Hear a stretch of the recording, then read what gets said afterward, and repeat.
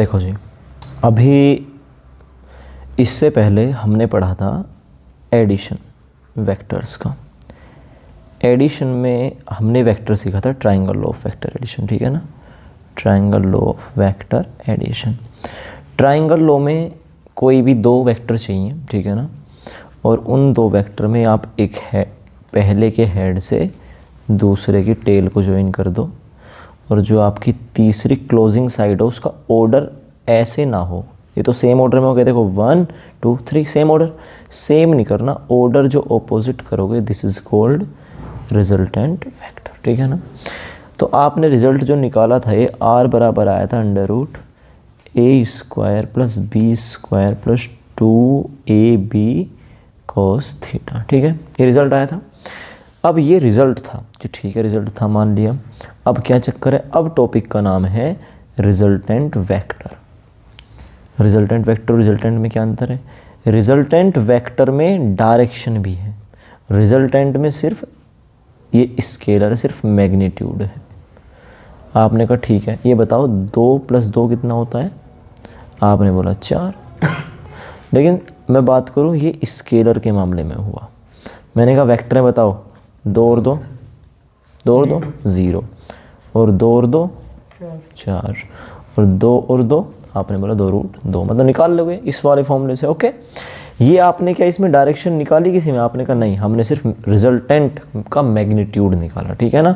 तो अब मैं आपको सिखाऊंगा कि डायरेक्शन कैसे निकालें। पहली बात, डायरेक्शन की ज़रूरत क्या पड़ गई? ये देखो बात है ऐसी, एक सेकेंड में इसको ख़त्म कर दूँ, ये ठीक है, आ जाओ। देखो जी बात है ऐसी डायरेक्शन की, डायरेक्शन ये बताओ, दो भाई हैं, एक भाई इधर को फोर्स लगाता है, एक भाई इधर को फोर्स लगाता है, ठीक है ना। ये जो फोर्स लगाता है, ये फोर्स लगाता है आपका 5 न्यूटन, दूसरा भाई भी 5 न्यूटन ही फोर्स लगाता है। ये 60 डिग्री पर फोर्स लगी, तो बताओ रिजल्ट कहाँ आया? तो आपने कहा बड़ी दिक्कत की बात, रिजल्ट ऐसे कैसे बताऊं? पर मुझे इतना पता कि जब दोनों भाई एक तरफ को फोर्स लगाते थे तो रिजल्ट भी इधर ही आता था, रिजल्ट बीच में, तो इसका रिजल्ट कहीं बीच में लाई करेगा इनके, हाँ है ना। तो यहाँ आ जाए, यहाँ आ जाए, यहाँ आ जाए, यहाँ आ जाए, आएगा लेकिन बीच में, पक्की बात है ना। तो बस मैं तुमको यही बताऊँगा कि जब आप दो फोर्स लगाते हो, जैसे एक मैंने लगाई 10 न्यूटन, एक लगाई मैंने 5 न्यूटन, तो रिजल्ट किधर आया? आपने बोला रिजल्ट आया हाँ +5 न्यूटन, वो भी राइट साइड में, ठीक है ना।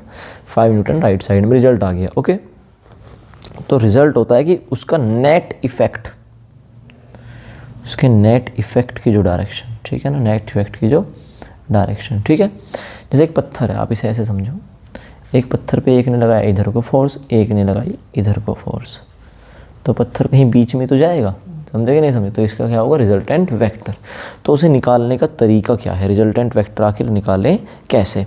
तो देखो, आप एक काम करना, एक ही बार में समझा दे रहा हूँ, पैरेललोग्राम में नहीं समझाऊंगा, ठीक है, इसमें ये बता दे रहा हूँ मैं डायरेक्टली। आप मुझे ये बताओ ज़रा, मान लो आपके पास पैरेललोग्राम वाले मेथड से बताऊँगा तुमको, मैं पैरेललोग्राम वाले तरीके से, ये एक वेक्टर है, ओके, ये एक दूसरा वेक्टर है, ये दो वेक्टर हो गए, ये आपका ए वेक्टर, ये आपका बी वेक्टर। ये रिजल्टेंट चाहिए, तो रिजल्टेंट जो होता है इसको पूरा पैरेललोग्राम में कन्वर्ट कर दो। आपने कहा जी ठीक है, इसके पैरेलल एक लाइन बना ली, और इसके पैरेलल, इस वाले के पैरेलल भी एक लाइन बना ली। जो इसका, हाँ, जो इसका डायगोनल होगा वो तो होगा रिजल्टेंट, और जो इसका डायगोनल वेक्टर होगा वो रिजल्टेंट वेक्टर होगा। तो डायरेक्शन क्या हुई? आपने बोला डायरेक्शन ही तो बताएंगे, रुक जाओ। ये बताओ डायरेक्शन का मतलब बताऊँ क्या होता है? डायरेक्शन का मतलब होता है एंगल। आपने कहा जी एंगल कैसे होता है डायरेक्शन का मतलब? मैं तुमसे पूछता हूँ, ये इधर कुछ ऐसे है, नॉर्थ साउथ ईस्ट वेस्ट, है ना। मुझे नॉर्थ में जाना है, angle always measure from x axis. तो सही बताऊँ तो मुझे 90 डिग्री पे जाना है, हाँ है ना। मुझे नॉर्थ ईस्ट में जाना है, तो नॉर्थ ईस्ट मतलब नॉर्थ और ईस्ट के बीच में, मतलब 45 डिग्री पे, हाँ है ना। मुझे वेस्ट में जाना है, तो मतलब 180 डिग्री, ठीक है ना। मुझे नॉर्थ जाना है तो 90, ये वेस्ट के लिए था, और मुझे जाना है नॉर्थ वेस्ट, तो 90 + 45, समझे कि नहीं, तो मतलब कि 135। तो देखा जाए तो मैं डायरेक्शन नाम किसका ले रहा हूँ, डायरेक्शन का, है ना, नाम ले रहा हूँ डायरेक्शन, लेकिन आप समझ किससे रहे हो, एंगल से। पक्की बात है ना।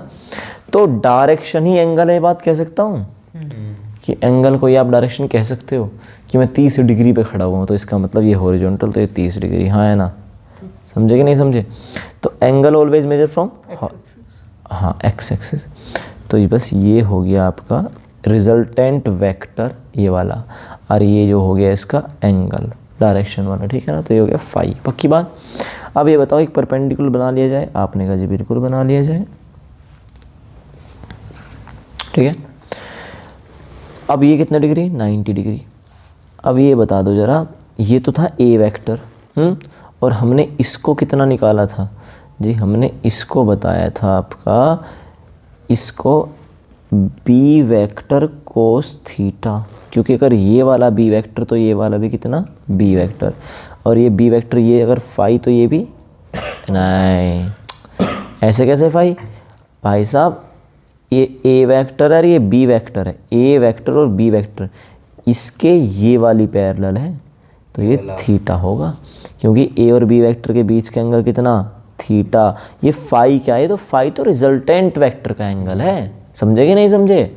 हाँ, तो अब कहता हूँ जी ये भी ये होगा थीटा, क्योंकि ये थीटा, ये ए और बी के बीच का, तो ये भी थीटा, और ये बी वेक्टर तो बेस वाला थीटा के साथ वाला कोस थीटा, अरे बी साइन थीटा, ठीक है भाई। अब ये बता दो तुम मुझे, ये मुझे फाई चाहिए जी, फाई कहा जी, ठीक है। फाई अकेला ऐसे आ नहीं सकता, तो आपने कहा चलो tan फाई बताओ, तो tan फाई बराबर होगा परपेंडिकुलर अपॉन बेस, परपेंडिकुलर कितना, बी साइन थीटा, और अपॉन बेस कितना, A vector plus B vector, बिल्कुल सही बात है, A vector plus B vector cos theta. ये आ गया आपका डायरेक्शन, ये क्या आ गया आपकी डायरेक्शन, लेकिन समझ में नहीं आई बात, ये तो आपने बस एक तरह से डेरिवेशन सा करके दिखा दिया, बात पल्ले नहीं पड़ी। मैं बताता हूँ, देख मामला क्या है। जब भी तुमसे कहा जाए कि आपको दो वेक्टर गिवन है, एक वेक्टर तो ये हुआ और दूसरा वेक्टर ये हुआ, ओके। अब मैं पूछता हूँ, ये दो वेक्टर है, एक है ए वेक्टर, एक है बी वेक्टर, तो ये तो हो गया आपका, इसे थोड़ा बड़ा कर लेता हूँ, ये तो हो गया आपका ए वेक्टर और ये आपका हो गया बी वेक्टर। मुझे जी रिजल्टेंट वेक्टर की डायरेक्शन बताओ, और ये भी बताओ रिजल्टेंट वेक्टर होगा कितना। तो चलो आप एक काम करो, एक तुम्हें बहुत अच्छी बात बताता हूँ, वेक्टर को आप कहीं से भी उठाए कहीं भी ले जाओ, कोई इशू नहीं है। तो आपने इसको उठाया पूरे को, और आपने इसको इस पे यहाँ लगा दिया, ठीक है जी, लगा दिया। अब आपने कहा जी ठीक है, तो जो अब ए और बी के बीच में एंगल बना वो कितना होगा, आपने बोला ये वाला एंगल होगा थीटा। कोई दिक्कत वाली बात तो ना। चलो जी थीटा, मैं थोड़ा एंगल बढ़ा लूँ, थोड़ा डायग्राम में आसानी रहेगी, अब समझ रहे हो ना, आसान, मेरे लिए आसान हो जाएगी बात। ये बी वेक्टर हो गया और ये हो गया थीटा, डायग्राम बनने में आसानी रहेगी, ठीक है ना। थीटा, मैंने कहा रिजल्टेंट क्या होगा, आपने बोला जी देखो पैरेललोग्राम कंप्लीट करो, तो पैरेललोग्राम लोग कहता है पहले तो पैरेललोग्राम कंप्लीट करो जी, ठीक है, हम पैरेललोग्राम को करते हैं, कंप्लीट कर दिया। एक साइड इसके पैरेलल, दूसरी साइड ये वाली हमने बना दी, ये इसके पैरेलल, ओके। और जो बनेगा इसका डायगोनल वो होगा रिजल्टेंट वेक्टर। अगर वेक्टर मानोगे तो रिजल्टेंट तो है ही, तो इसका मतलब ये जो होगा ये आपका होगा आर वेक्टर। पक्की बात है ना,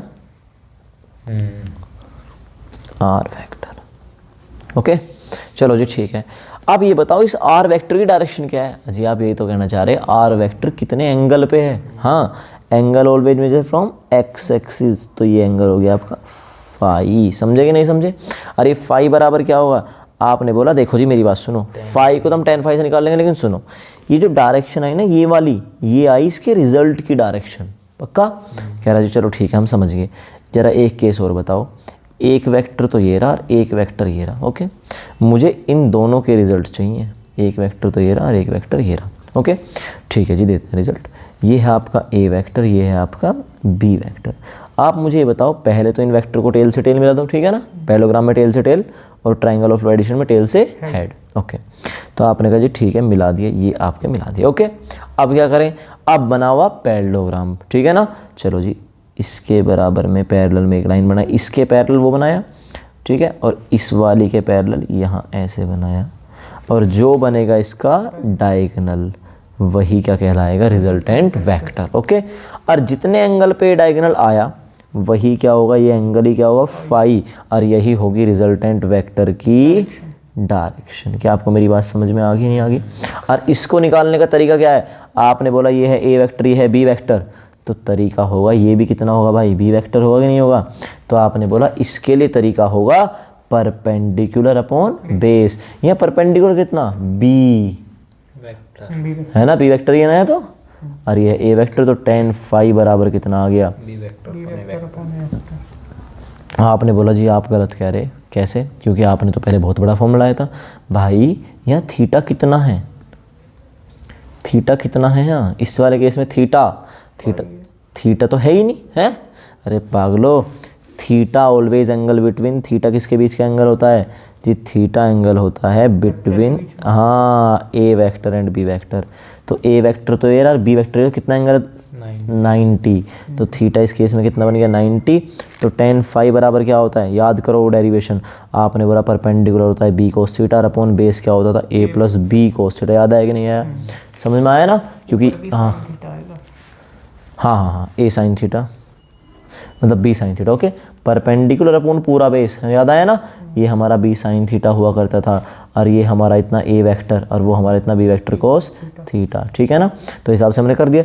अब ये बताओ इस केस में थीटा बराबर कितना, इस वाले केस की बात कर रहा मैं, इस वाले की। तो आपने कहा थीटा बराबर है इस केस में 90।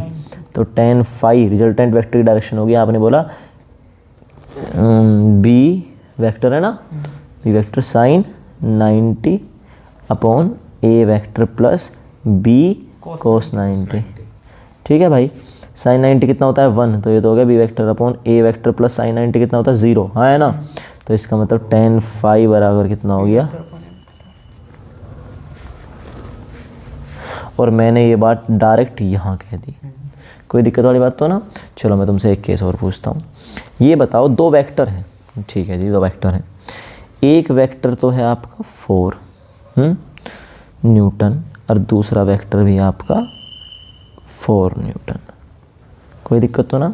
What is the resultant vector? तो आपने कहा जी देखो, रिजल्टेंट वेक्टर के लिए पहले इसके पैरेलल लाइन बनाओ, फिर इसके पैरेलल बनाओ, पैरेललोग्राम कंप्लीट हुआ, जो इसका होगा डायगोनल वही होगा रिजल्टेंट वेक्टर। ओके, अब ये बताओ दो वेक्टर के बीच में एंगल होता है कितना, फाई, वो सॉरी थीटा, और ये थीटा कितना आया 90। और जो रिजल्टेंट डायरेक्शन होती है उसको ये बोलते हैं फाई। ओके, तो मुझे डायरेक्शन बतानी है, रिजल्टेंट ही बताना। तो आपने कहा तो आर बराबर तो होगा under root 4 square plus 4 square plus 2 into 4, हाँ भाई, कोस 90। कोस 90 का मतलब खेल खत्म। ओके, ये तो 0 हो गया ये वाला पार्ट। तो भाई साहब 16 प्लस 16 रूट 32। ओके, ये तो आ गया आपका रिजल्टेंट इतने न्यूटन। ओके, अब मैं कहता हूँ जी बताओ tan फाई कितना होगा? तो आपने कहा जी tan फाई की बात है ऐसी, tan फाई बराबर होगा परपेंडिकुलर अपॉन बेस। भाई परपेंडिकुलर कितना, ये रहा 4, और बेस कितना, तो कितना आया 1, तो tan फाई बराबर कितना आया 1, और तो tan फाई बराबर आया tan 45। बहुत बढ़िया यार, इसका मतलब थीटा फाई बराबर कितना आ गया 45 डिग्री। तो इसका मतलब जो इसका रिजल्ट आएगा कितने डिग्री पे आएगा, 45 पे। पक्का? हाँ, क्यों कर रहे हैं हम ये सब, बहुत बढ़िया बात है ये। आज मैं बताऊँगा देख क्यों कर रहे हैं। डायरेक्शन निकालना है, डायरेक्शन निकालनी, डायरेक्शन क्यों निकालनी? मान ले तेरा भाई और तू है, एक ये पत्थर है, तू ये रहा, 100 न्यूटन फोर्स 100 नहीं 10 लेऊँगा, कैलकुलेशन बड़ी करनी। तेरे भाई ने भी 10 न्यूटन फोर्स इधर लगाई। अब ये बताए पत्थर किधर को जाएगा, बीच में जाएगा। पक्की बात है ना? कितने डिग्री पे जाएगा, पता नहीं, 45 में जाएगा। अभी तो निकाल ला 4 और 4 बराबर, मैं वैसा केस अज्यूम कर रहा था। अच्छा, पता नहीं, लेकिन हाँ बीच में जाएगा, है ना? इतना तो पता ना बीच में जाएगा, बस ये नहीं पता किधर को जाएगा, कितने एंगल पे जाएगा। तो बस वही एंगल कितना होगा, tan फाई बराबर perpendicular upon base, tan upon tan कितना आया 1। पक्की बात है ना? आ जा, तेरा भाई को बुखार हो गया मान ले, तो बुखार होने पे ताकत भी कम होएगी। अब तेरा भाई बिल्कुल आधा हो गया घट के, वो लगा पा रहा 5 न्यूटन फोर्स। अब मुझे तो ये बता दे बेटे, अब ये 5 न्यूटन लगा रहा ना, अब बता मुझे पत्थर कितने डिग्री पे जाएगा, 60। वन बार क्या 45 पे जाएगा? नहीं सर, अब नहीं जाएगा, क्योंकि जब तुम करोगे tan phi बराबर परपेंडिकुलर अपॉन बेस तो ये आएगा 1/2 और 1/2 तो हम डिफाइन कर ही नहीं सकते। मतलब कर सकते हैं, लोगैरिथम वगैरह लगेगा, लेकिन इतना हमें पता चलेगा 45 नहीं आने वाला, फाई बराबर आएगा tan इनवर्स 1/2। समझ में आई बात नहीं आई?